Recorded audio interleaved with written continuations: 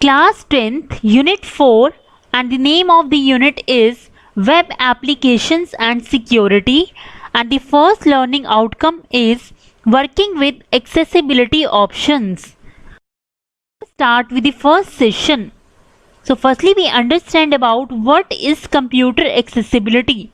Computer accessibility refers to the user friendliness of a computer system for all regardless of their disability. Means computer system को इस तरह से use करना कि अगर किसी पर्सन को डिसेबिलिटी भी है तब भी वो कंप्यूटर सिस्टम को एक इजी यूज़र फ्रेंडली वे में यूज़ कर सके। एक्सेसिबिलिटी का मतलब होता है एक ऐसे प्रोडक्ट, ऐसे एनवायरनमेंट को डिज़ाइन करना जो डिसेबल लोग हैं, जो विकलांग लोग हैं, वो उसके लिए भी सहायक हो। अगर हम आईटी की बात करें तो आईटी में जो एक्सेसिबिलिटी होती है, मींस इसका मीनिंग ये होता है कि एक ऐसे हार्डवेयर, एक ऐसे सॉफ्टवेयर को डिज़ाइन करना जो उन लोगों की मदद करे जो इस टाइम पे डिसेबल हैं, जो डिसेबिलिटी फील कर रहे हैं। सो जो डिसेबल पर्सन है वो भी हमारे कंप्यूटर सिस्टम को ईजिली यूज़ कर पाएँ, उसके लिए हमारे कंप्यूटर में कुछ एक्सेसिबिलिटी ऑप्शंस होते हैं। This is mainly a software issue. However, when a combination of hardware and software, it enables a person with a disability or impairment to use a computer.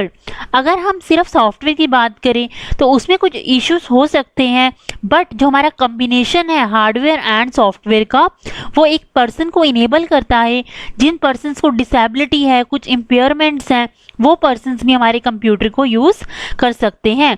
It is known as assistive technology, और इस technology को बोलते हैं assistive technology. Means ऐसे hardware और softwares जिनका use करके जो डिसेबल और इम्पेयरमेंट पर्सन्स भी हैं वो हमारे कंप्यूटर को यूज़ कर सकते हैं।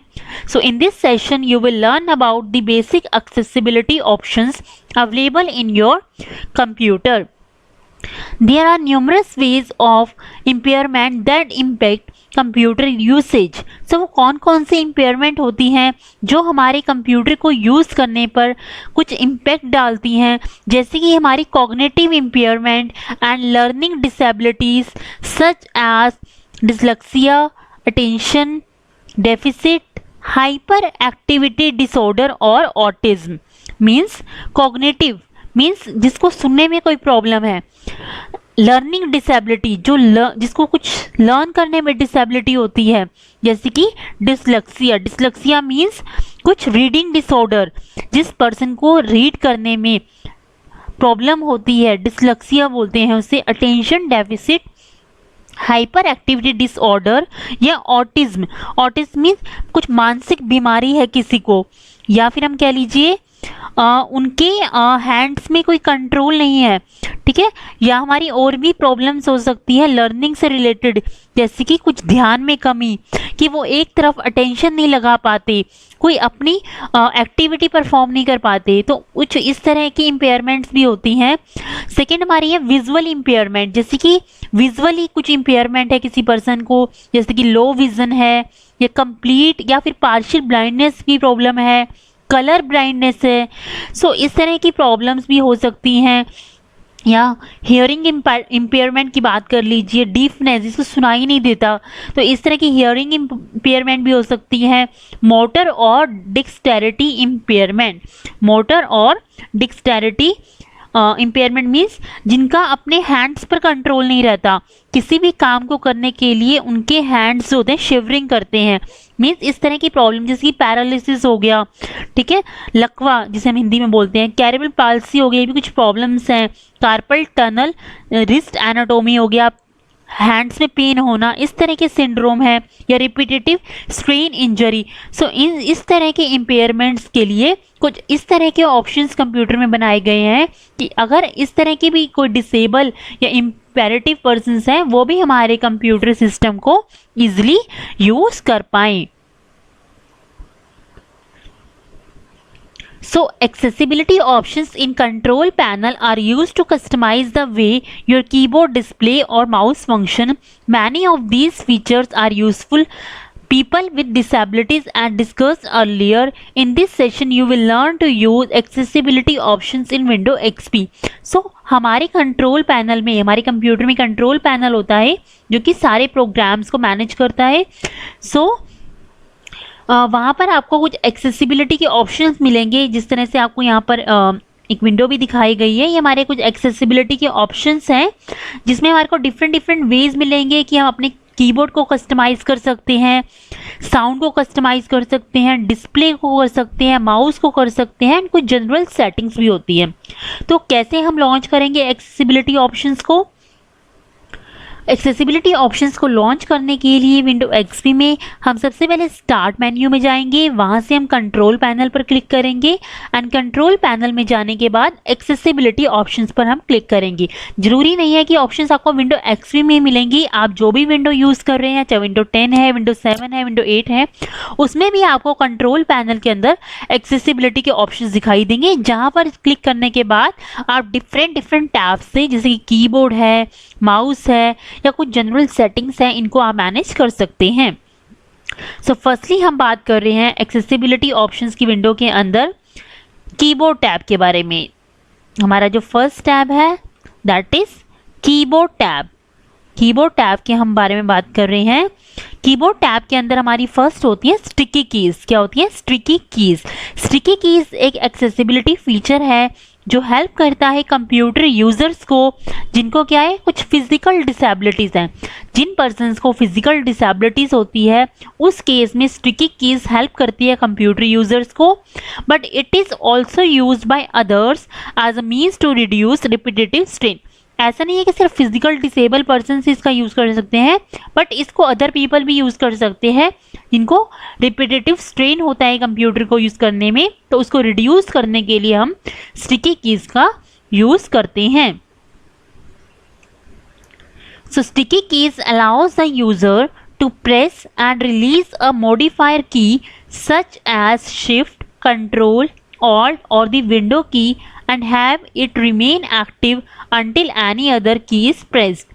आपने देखा होगा कई बार हमें कुछ फंक्शन को परफॉर्म करने के लिए दो कीज़ को इकट्ठे प्रेस करना होता है. जैसे कि हम कंट्रोल के साथ अनदर की को प्रेस करते हैं. जैसे हम कंट्रोल प्लस ए कर रहे हैं, कंट्रोल प्लस बी कर रहे हैं, या ऑल्ट प्लस कंट्रोल कर रहे हैं, विंडो की को किसी की के साथ प्रेस कर रहे हैं. तो हमारे कई बार हैंड्स में रिपीटेटिव स्ट्रेन हो जाता है. तो उसको रिड्यूस करने में, या फिर जो नॉर्मली पर्सन डिसेबल हैं जिनको इस तरह की प्रॉब्लम्स हैं, वो भी स्टिकी कीज़ का यूज़ कर सकते हैं. तो इसके लिए हमें स्टिकी कीज़ को इनेबल करना होगा. हम सबसे पहले कंट्रोल पैनल के अंदर जाएंगे. कंट्रोल पैनल में जाने के बाद हम कीबोर्ड टैब पर क्लिक करेंगे. वहाँ से हम स्टिकी कीज़ को इनेबल करेंगे.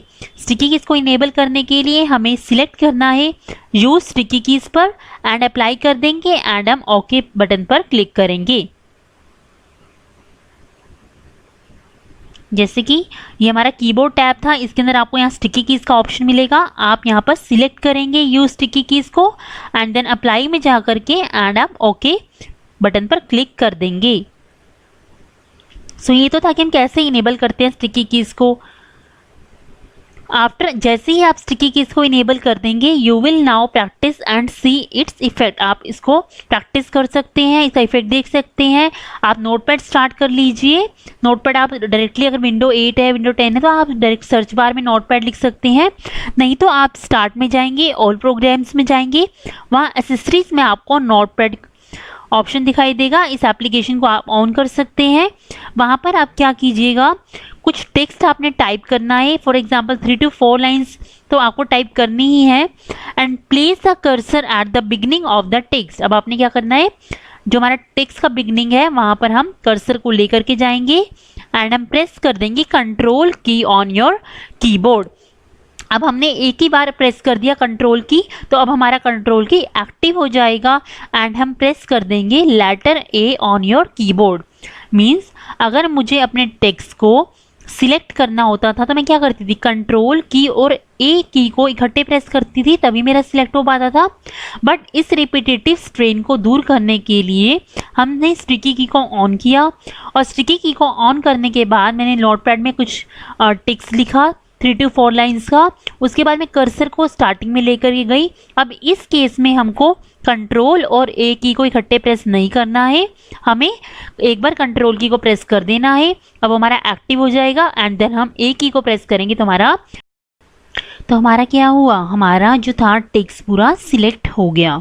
तो अगर हमें स्टिकी कीज को डिसेबल करना है तो हम वापस से अनचेक करेंगे यूज स्टिकी कीज को एंड देन अप्लाई बटन पर क्लिक करेंगे एंड ओके पर क्लिक कर। नेक्स्ट हमारा होता है फिल्टर कीज। फिल्टर कीज भी हमारा एक फीचर है माइक्रोसॉफ्ट विंडोज का। ये हमारे एक एक्सेसिबिलिटी फंक्शंस है that tells the keyboard to ignore brief और repeated key strokes, making much easier for people with hand tremors. जिन पर्सन्स को हैंड में शिवरिंग होती है, हैंड में प्रॉब्लम्स होती हैं, हैंड ट्रेमर होता है, तो वो क्या करते हैं, जब किसी की को प्रेस करते हैं तो वो रिपीटेड की स्ट्रोक्स बन जाते हैं। जैसे कि मैं एलिफेंट लिख रही थी तो ई मेरा कई बार आ गया क्योंकि मुझे मान लो हैंड ट्रेमर है। तो इस तरह से जिन पर्सन्स को इस तरह की प्रॉब्लम होती है उसको दूर करने के लिए हम फिल्टर कीज का यूज़ करते हैं कंप्यूटर के अंदर। ये हमारा एक एक्सेसिबिलिटी फंक्शन है जो हमारे कीबोर्ड को ये बताता है कि ये इग्नोर करे रिपीटेड की स्ट्रोक्स को। तो इनको हम कैसे इनेबल करते हैं, कीबोर्ड टैब के अंदर जाके हम फिल्टर कीज को इनेबल करेंगे, हम यूज फिल्टर कीज को चेक करेंगे एंड सेटिंग्स में जाकर के हम इग्नोर रिपीटेड की स्ट्रोक्स पर चेक करेंगे and then we click on apply button and then click on okay button. तो इस तरह से हमारी फिल्टर कीज ऑन हो जाएंगी।